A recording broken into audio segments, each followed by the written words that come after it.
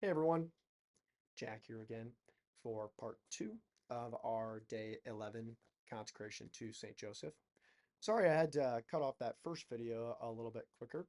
I had to chat with my mom, and this is just kind of a good reflection here too, in this sense of, me improving as a young man. I kind of upset my mom a little bit earlier, so mom, if you're watching, again, sorry about that.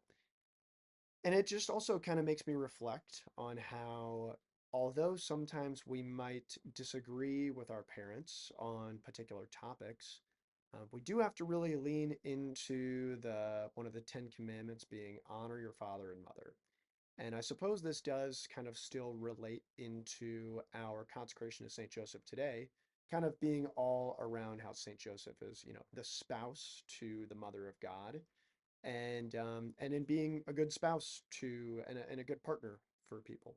So I suppose the reflection here of just I won't go into, I suppose, the details, but not like saying I like d totally disrespected her in any means, and was but I'm sure I could have been in the scenario a little bit more, let's just kind could be a good way to put it. I could have exercised a little bit more grace in my conversation.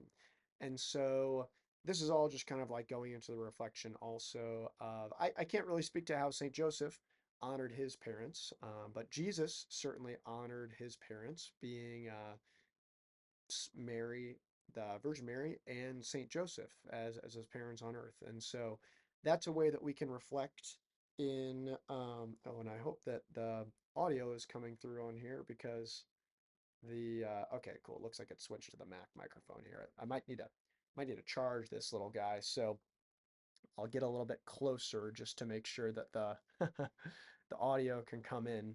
Um so anyway, all just kind of going back into the sense of our parents are just trying to help, just like St. Joseph is trying to help, and Mary is trying to help.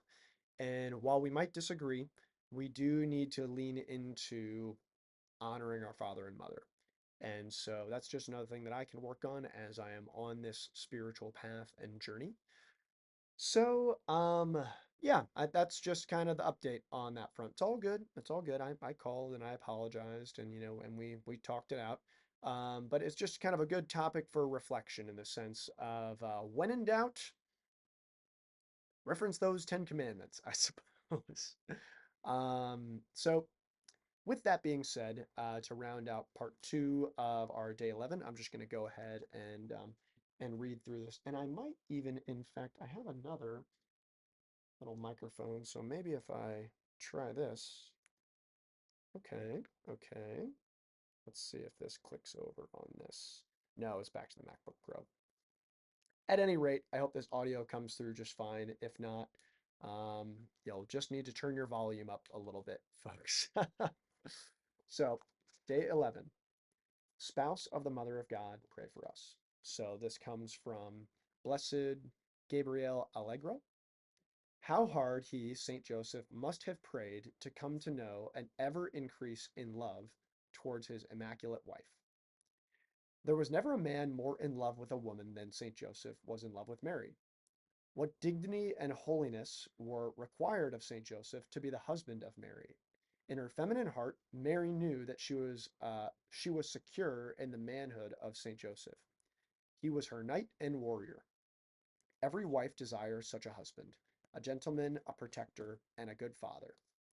Women deserve men who are strong and protective, yet gentle, loving, and trustworthy. Every woman wants to find security in the arms of a man who is willing to lay down his life for her. The church and the world need men like St. Joseph. He is the model husband. So, from Pope Benedict XVI, St. Joseph was the spouse of Mary. In the same way, each father sees himself entrusted with the mystery of womanhood through his own wife. Dear fathers, like St. Joseph, respect and love your spouse, and by your love, your wise presence, lead your children of God. Every Catholic heart wants shepherds like St. Joseph as well. Priests and bishops, spiritual fathers who are gentlemen, chivalrous warriors, protectors, and defenders. Catholics expect their priests and bishops to be prayerful, trustworthy, gentle, compassionate, and virtuous. The bride of Christ, the church, deserves to have leaders who are willing to fight off the wolves for love of the flock, slay spiritual dragons, and preach the truth with passion. Christian charity and zeal, Saint Joseph is the model of all fatherhood. Without looking to the model of Saint Joseph, no husband, father, or priest will ever fully understand what it means to be a sacrificial man, a loving husband, a father, and a truly masculine saint. Saint Joseph is the model husband and father. The vocation of all men is to be at the service of those entrusted to their love and care. Many men have forgotten this today, but Saint Joseph will help them remember. He will help men be holy and chivalrous again. All men discover in Saint Joseph a model of strength, fidelity, heroism, and virtue. If men, husbands, fathers, priests, and bishops follow the example of Saint Joseph, families will be loved and secure. Husbands will be holy, priests will be dragon slayers, and bishops will again be shepherds of the soul to the pillars of truth. Saint Joseph is a model for all men. Real men are true gentlemen, at the service of others. Real men love. Real men protect women and children against any and all threats. Real men are willing to die for their wives and children. Holy priests and bishops are willing to suffer and die for the souls entrusted to their care. Priests and bishops of this caliber are not afraid to ridicule, slander, poverty, or imprisonment. Men like Saint Joseph are willing to fight for what they love, what is good, true, and beautiful. May the church and families once again be filled with such men. So this last line comes from Pope Leo VIII.